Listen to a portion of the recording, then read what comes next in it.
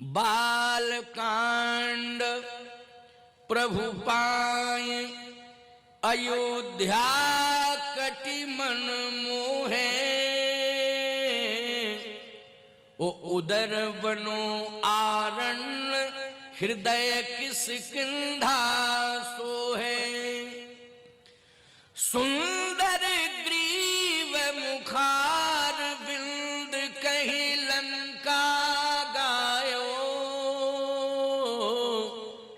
जामे निश्चर आदि शव कुटुम समायो। उत्तर मस्तक कांड यही विधि तुलसीदास भन। आदि अंत लो जानिए यह रामायण श्री राम तन। ये कृति नहीं है, श्री राम की आकृति कृति के रूप में प्रकट हो गई है। ये भगवान की आकृति है श्री राम जी की। बाल कांड में अभिवादन की परंपरा भगवान ने स्वयं दी। अभिवादन शीलस नित्यम वृद्धोपसेवनः चत्वार तस्य वर्धन्ते आयु विद्या यशो बलम। अभिवादन की परंपरा बाल लीला में भगवान श्री राम ने स्वयं दी। सारा विश्व जिनके चरणों में अभिवादन करता है वो विश्व रूप रघुवंश मुनि अभिवादन की प्रेरणा दे रहा है बालकांड में। प्रातः काल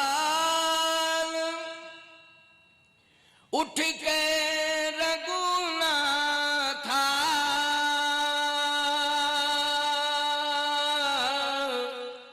ओ मातु पिता गुरु ना वही माथा।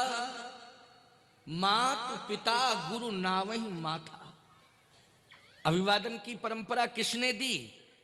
सारा विश्व जिसके चरणों का अभिवादन करता है, अभिनंदन करता है, स्तवन करता है, पदवंदन करता है, ऐसा परमात्मा बालकांड में जब बाल लीला कर रहा है तो अभिवादन की प्रेरणा दे रहा है।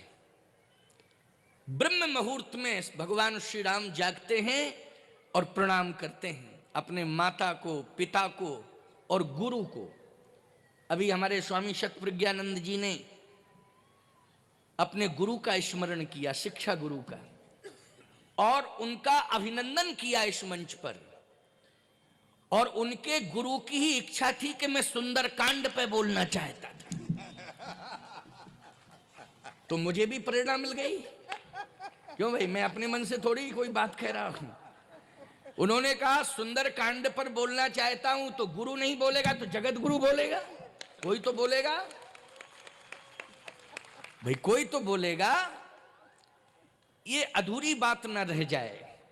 और बढ़िया समसामयिक बात मैं आपको बता रहा हूं और सुंदर दिव्य समयानुकूल बात होगी। बाल लीला में भगवान ब्रह्म मुहूर्त में जगते हैं और अपने माता पिता गुरु को प्रणाम करते हैं। आज विडंबना यह है कि हमारे बालक, भारत में जन्म लेने वाले भारतीय बालक नौनिहाल आज ब्रह्म मुहूर्त देख ही नहीं पा रहे हैं कि ब्रह्म मुहूर्त क्या होता है। सोचो जरा, जो ब्रह्म मुहूर्त नहीं देख पाएगा, जो ब्रह्म मुहूर्त में नहीं जाग पाएगा, वो ब्रह्म का दर्शन भी नहीं कर पाएगा। ये मेरा चैलेंज। ब्रह्म का दर्शन करने के लिए पहले ब्रह्म मुहूर्त का दर्शन करो। कोई काम करते हो बिना मुहूर्त के सफल होता है? बोलो। विवाह करते हो तो उसके पहले मुहूर्त, विवाह का मुहूर्त। मकान बनवाते हो, मकान का मुहूर्त। तो ब्रह्म के दर्शन के लिए ब्रह्म मुहूर्त तलाशना पड़ेगा कि नहीं? बिना ब्रह्म मुहूर्त के ब्रह्म कैसे मिल जाएगा? और एक बात आपको बता दें, बड़ी सुंदर।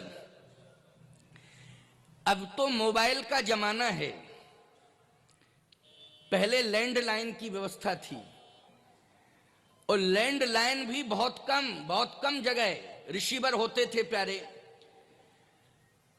कहीं कहीं एसटीडी आदि की दुकानें हुआ करती थी, तो लोग जाते थे और घंटों नंबर डायल करते थे, लेकिन लाइन क्लियर नहीं मिलती थी। घंटों नंबर डायल करते थे लेकिन लाइन क्लियर नहीं मिलती थी। एक बार हम भी इसी उसमें फंस गए, समस्या में।